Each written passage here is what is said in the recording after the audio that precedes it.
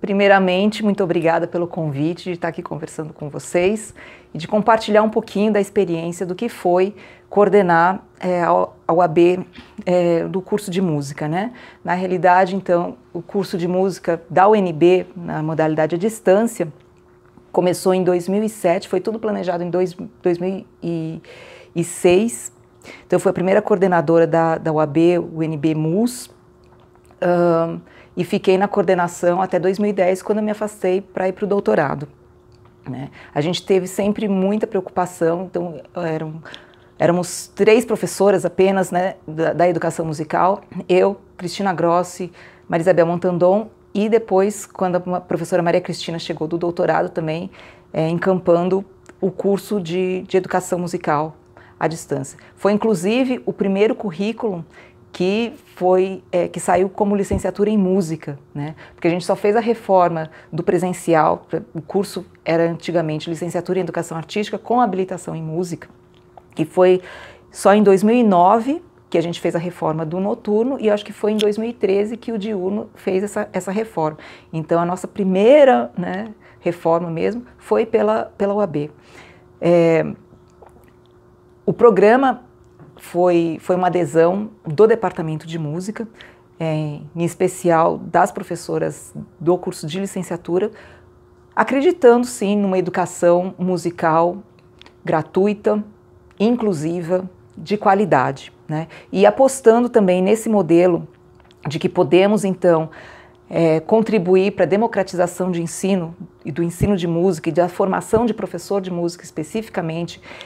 E lembrando, né, que a gente estava lutando pela inclusão da música nas escolas, e daí foi em 2008 que veio a lei, né, que foi conhecida depois a lei da música.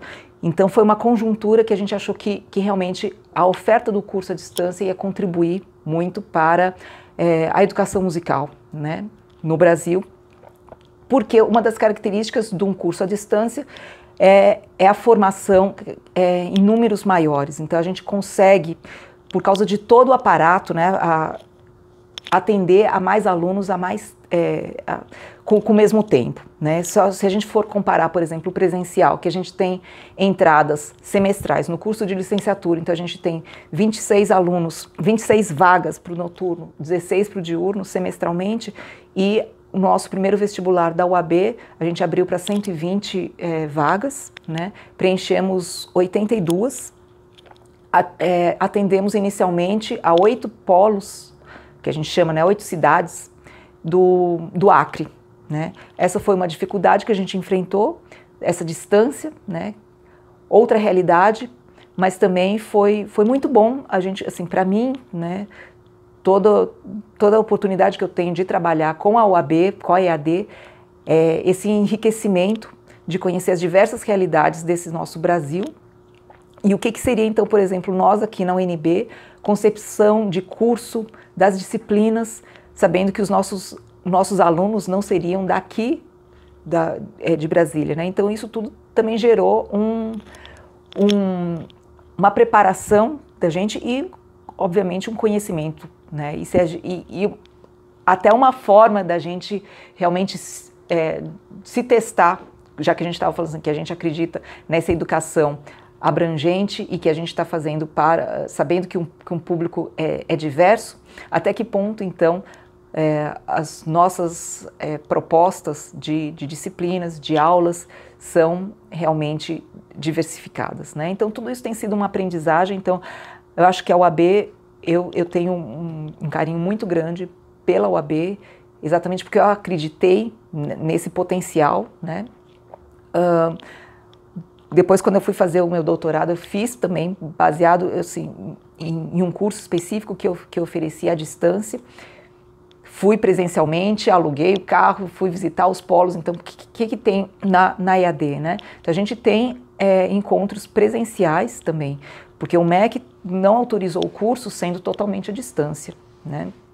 E acho que é aquele regulamento 5622 que fala que pelo menos metade, mais da metade do curso, né? Ou a gente entendeu isso da disciplina também, a avaliação tem que ser presencial. Obviamente eu poderia fazer uma prova valendo 51% e dizer que eu estou na lei.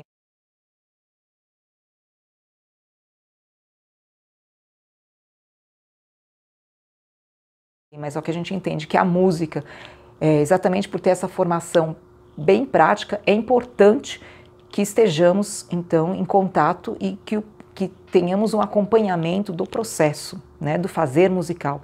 Então, a proposta inicial era que o curso, então, fosse realmente semipresencial, com encontros, inclusive, semanais. Tivemos depois problemas, porque alguns alunos, quando moravam distantes do polo, tinham que fazer essas viagens e até questionando qual a importância, né, desses encontros presenciais. Então, toda a experiência na UAB serviu para a gente repensar, falando pessoalmente, né, então, para eu repensar o papel dessa formação de professores também, e o que realmente é imprescindível da gente fazer presencialmente, o que a gente pode utilizar a tecnologia, né, para fazer à distância, porque acho que a gente tem que aproveitar, né, a tecnologia a nosso favor. Então a gente não vai se amarrar porque a lei diz isso ou aquilo. Então o que a gente entendeu?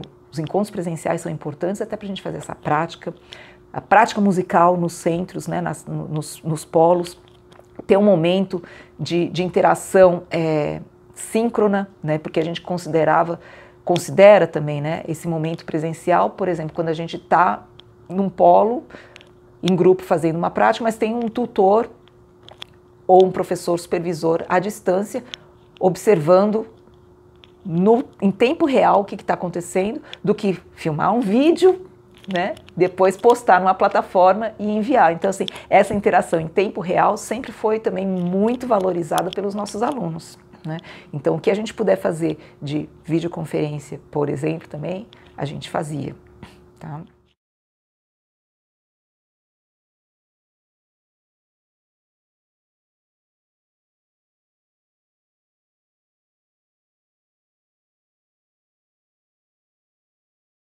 Falando um pouquinho de currículo também, né? A diferença comparando o currículo do presencial com a distância, como eu disse no início, né? Foi a primeira reforma curricular, né? E mesmo dentro da UAB, a gente fez algumas reformas de acordo com as nossas possibilidades e vendo o que funcionava melhor. Mas a gente ainda não conseguiu fazer uma reforma geral e eu acho que cada vez mais a gente tem sentido a necessidade de uma convergência desses modelos, né? Porque se a gente pensar, somos professores da UNB, estamos com uma carga horária que a gente tem que dar conta do curso do diurno, do noturno e da distância também. Quanto mais a gente tiver essa convergência, é melhor, e até para a gente, não só para poupar os esforços, né, dos professores, porque tem uma atividade que a gente vai retroalimentando. Então, uma das coisas que eu aprendi com a OAB é esse planejamento antecipado, que a gente tinha que deixar as disciplinas prontas antes de começar o semestre ou bimestre, porque inicialmente as disciplinas eram bimestrais, depois viraram semestrais, e agora eu fiquei sabendo que voltou a ser bimestral. Isso daí fez com que eu fizesse isso também no presencial. Então, quando eu iniciava o curso, vocês que foram meus alunos sabem que assim, já tinha lá em mente, já tinha toda a programação, vocês sabiam o que ia acontecer, e isso eu aprendi com a UAB, porque eu tinha que fazer isso e eu vi como é bom também a gente se programar, não que a gente fique fechada, né, engessada, porque a gente vai sempre negociando, porque o dar aula, a gente vai vendo, o planejamento é uma coisa, mas às vezes na implementação tem algumas coisas que a gente tem que flexibilizar. Mas só o fato da gente ter claro quais são os objetivos, formas de avaliação, além do que isso está na própria lei, né? Está na LDB, que a ementa, programa tem que estar de acordo. Mas essa preparação antecipada eu aprendi muito com a UAB e a gente vai aplicando também no presencial. Então, eu acho que o que a gente vai aprendendo o potencial que a gente vê que tem no presencial, esses encontros que a gente vê, como que a gente pode propiciar esse estar junto quando a gente está à distância, né? O estar junto virtual, que vários estudiosos falam, o Valente é um dos que falam desse estar junto virtual, como que a gente pode propiciar utilizando as tecnologias, quando realmente a gente não tem alcance, né? Os alunos da UAB não poderiam estar aqui conosco. Então, são formas que a gente tem que repensar. E em termos das disciplinas propriamente ditas também, a gente tem o problema da oferta, né? Quem que faz as disciplinas à distância, né? Quem são os professores que elaboram?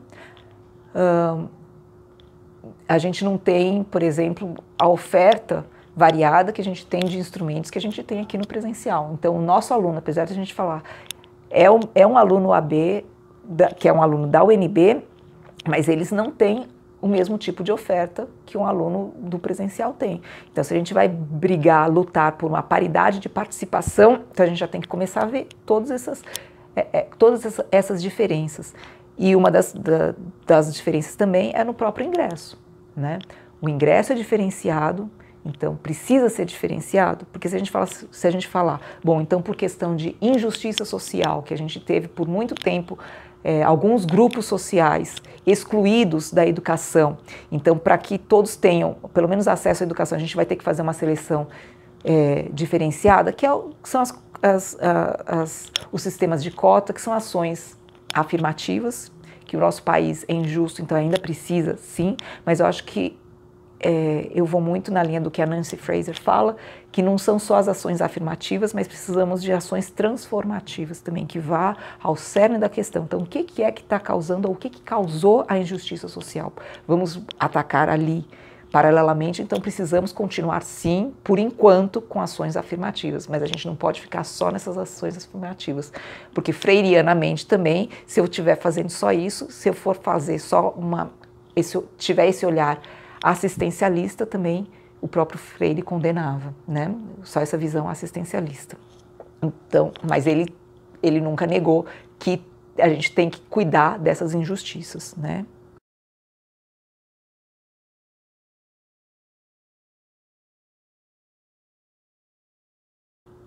Pois é, essa questão da avaliação, primeiro das próprias disciplinas, né? Assim, da mesma forma que a gente faz no presencial, o professor, na época que eu estava na coordenação, então assim, o professor autor tinha essa autonomia de decidir, da mesma forma que os nossos colegas têm, cada professor, vocês devem saber, tem né, um sistema de avaliação, tem os critérios, então a gente deixava isso também livre para o professor, que a gente chamava de professor autor, aquele que escrevia, né, concebia a disciplina na OAB.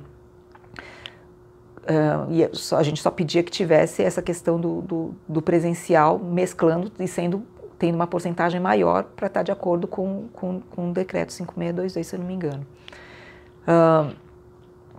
Mas critérios que eu me lembro, assim, vou falar assim, eu também como professora autora, né? E uma das coisas que emergiu do estudo que eu fiz, quando avaliei a minha própria disciplina no doutorado, foi essa questão de uma aproximação, então usando a tecnologia. Então, por exemplo, essas formas síncronas de avaliação. Então, os alunos acharam que era muito mais válido. E uma coisa que eu diagnostiquei também, quando só os alunos postavam as coisas no Moodle, né, que a gente usa também na UAB, os relatórios, ou os vídeos, ou participação em fórum, que é coisa muito comum, né? Envio de tarefas, participação em fórum, às vezes tem preenchimento de questionário. Eu percebi que a gente tinha, né, também tinha uma concepção de um aluno, mas quando eu fui aos polos e fui observar as práticas musicais que aconteciam, eu via que muita coisa que acontecia presencialmente, e porque a gente não estava nem observando, acompanhando em vídeo o que acontecia lá, a gente via o tutor presencial lá organizando e de repente tinha um líder que estava à frente de uma prática musical, ou de repente não era uma prática musical, era um ensino de uma parte de teoria, ou auxílio de escrita de texto, mas às vezes tinha essa figura de um aluno líder, que isso nunca foi diagnosticado se a gente só está postando o resultado.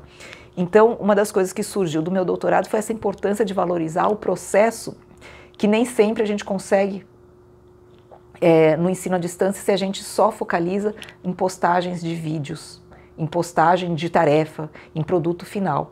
Então, uma das coisas que eu fiz enquanto eu estava supervisionando outras disciplinas pela UAB, depois do meu doutorado, foi marcar seminários, né, em que eu estivesse presente virtualmente, né? Os alunos estavam lá no polo, mas eu estava acompanhando o que estava acontecendo em tempo real, para pelo menos eu ter um pouquinho mais de noção do processo, e depois eles iam postar aquele produto também. Mas essa coisa que eu via que não acontecia, pelo menos não estava sendo planejado, e que a partir do meu doutorado eu comecei a colocar e incluir, e é uma sugestão que a gente dá, né, e eu dava também para os professores, de incluir também essa questão de processo e produto. E às vezes a gente vê que mesmo no presencial tem colegas que avaliam os alunos só por um produto final, seja uma prova valendo 70% ou mais, e esquece todo o processo que foi desenvolvido em 16 semanas. Então, pedagogicamente, isso não é aconselhável, né? Mas a gente não tem essa influência sobre colegas. Então, são coisas que eu percebi, e eu, como eu estou sempre refazendo as minhas práticas e estou sempre tentando ser uma professora e uma profissional melhor, então se isso foi uma coisa que teve uma aceitação dos alunos da UAB, e eu venho implementando isso, e falando da alimentação do presencial da distância, e também valorizando cada vez mais o processo também no presencial.